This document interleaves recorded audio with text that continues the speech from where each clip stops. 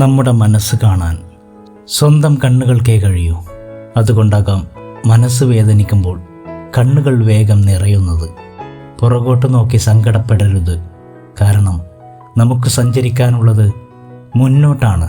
വിട്ടുനിൽക്കുക. സമയം കളയുന്ന കാര്യങ്ങളിൽ നിന്നും, ആരോഗ്യം നശിപ്പിക്കുന്ന പ്രവർത്തനങ്ങളിൽ നിന്നും, സമാധാനമില്ലാതാക്കുന്ന ബന്ധങ്ങളിൽ നിന്നും വീഴുന്നത് ഒരു പരാജയമല്ല, മറിച്ച് എഴുന്നേൽക്കാൻ ശ്രമിക്കാതിരിക്കുന്നതാണ് പരാജയം. ഇടമില്ലെന്ന് തോന്നിയാൽ ഇറങ്ങി നടന്നേക്കണം.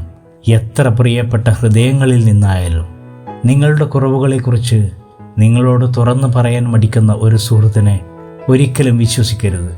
നമ്മുടെ മനസ്സിൽ നമ്മുടേതായ ശരികൾ ഉണ്ടാകുന്നതും അത് മറ്റുള്ളവർക്ക് മനസ്സിലാകണമെങ്കിൽ നമ്മുടെ അനുഭവങ്ങൾ അവർക്കുമുണ്ടാകണം.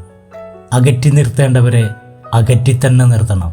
അല്ലാതെ വീണ്ടും നമ്മളിലേക്ക് തന്നെ അടുപ്പിച്ചാൽ അത് നമ്മുടെ നാശത്തിനല്ലാതെ വേറൊന്നിനും വഴിവെക്കില്ല.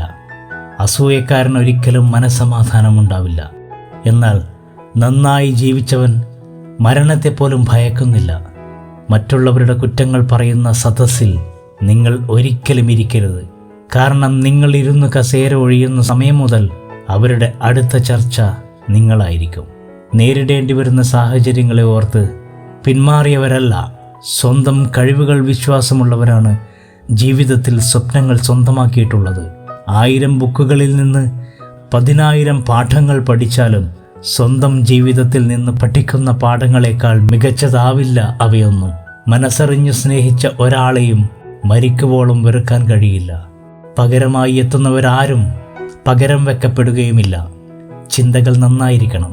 കാരണം കാഴ്ചശക്തിക്ക് ചികിത്സയുണ്ട്, കാഴ്ചപ്പാടുകൾക്ക് ചികിത്സയില്ല.